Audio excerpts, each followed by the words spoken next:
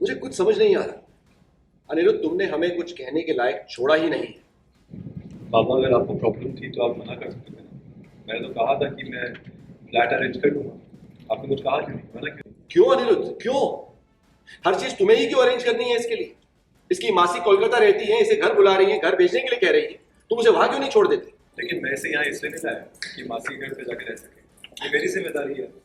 मतलब झनक यही रहेगी और जब जब काम होगा बोरिया बिस्तर बांध के वो चली जाएगी, फिर वापस आएगी।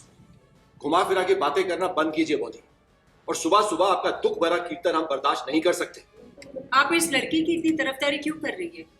इतनी वकालत क्यों करती है आप इसके लिए? हाँ, आपने इसका कोई ठेका लेके रखा है क्या? आपकी बेटी के बारे में बात नहीं कर सकते इस घर में, घर की मेड के बारे में बात नहीं कर सकते। What nonsense is this? घर को ग्रुप्स में मत बांटिए माँ, ये ठीक नहीं है। आपकी टीम में आप, आपकी बेटी, झनक और बाकी सब ऑपोजिट टीम में।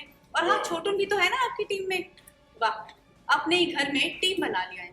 माँ देखिए, हम सब एक जॉइंट फैमिली में रहते हैं और हम सब बराबर। आप मानो या ना मानो, आपने हम सबको डिवाइड कर रखा है। तो ये सब आप ही की वजह से हो रहा है कि हम इस पोजीशन पे हैं। काकू और काकी माँ ने कभी कोई फर्क नहीं करा हमें। आपको ये अच्छाई दिखती नहीं उनकी? रहने दो लाल, इन्हें बोलकर कोई फायदा नहीं है।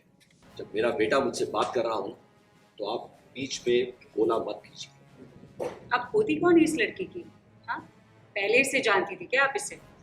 और अगर हम अपने बेटे के बारे में बात करें तो इस लड़की के बारे में बात तो उठेगी ही, क्योंकि वो इसे यहाँ पर लेकर आया था। और अगर हम इससे सवाल कर रहे तो आप बीच में क्यों बोल रही है? आप क्यों तरफदारी कर रही है इसकी?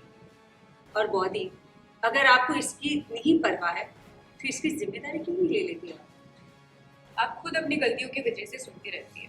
जितना कम बोलेंगी उतना ही खुश रहोगी। तुम्हारे लिए भी वार्निंग है, जब हमारा परिवार आपस में बात कर रहा हो तुम्हें बीच में बोलने की जरूरत नहीं है।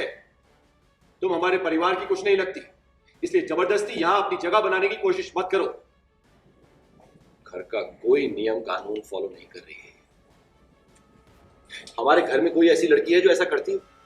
हाँ, या हम किसी को अलाउ करते हैं रात में बाहर रहने के लिए?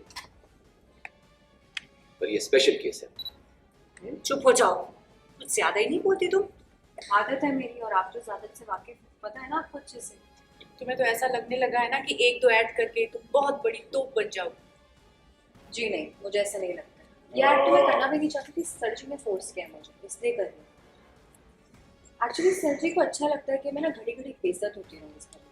सुबह से लेकर शाम तक सिर्फ बेइज्जत होती हूँ, उन्हें मज़ा आता है, इसलिए तो यहाँ पे ज़बरदस्ती रोक के रखा है मुझे। तुम बात तो ऐसे कर रही हो जैसे तुम्हारा और अनिका सेम है। जी नहीं, बिल्कुल भी नहीं। मेरा उनका रुतबा बहुत अलग है और ये सच है कि ये चाहते हैं कि मैं घड़ी घड़ी बेइज्जत होती रहूँ। आप घर के लोग मेरे बारे में बुरा बुरा बोले, इनको अच्छा लगता है। वो क्या है ना कि अलग अलग लोग की अलग अलग। आदित्य कपूर? दी आदित्य कपूर?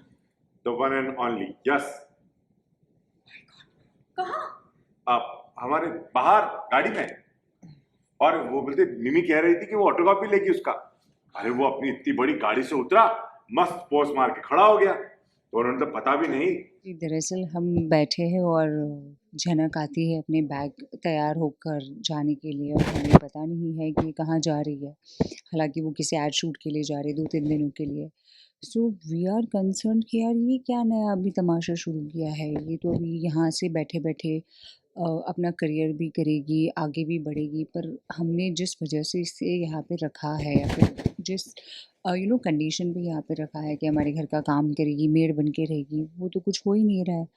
तो वो हमें थोड़ा बॉदर कर रहा है और हमें ऐसा लगता है कि यानी इतना क्या है। मेजर आई थिंक मुझे लगता है एक मेजर इम्पोर्टेंस जो है कास्ट के और आपकी डायरेक्शन टीम में जो टीम एफर्ट है वो बहुत अमेजिंग है हमारे शो में। बिकॉज आप कभी भी आइए हमारे शो में, हम सब के सब बहुत हैप्पीली काम कर रहे होते हैं। There is always a very positive environment, आपको तो पता ही है। So I think that is what is reflecting on screen.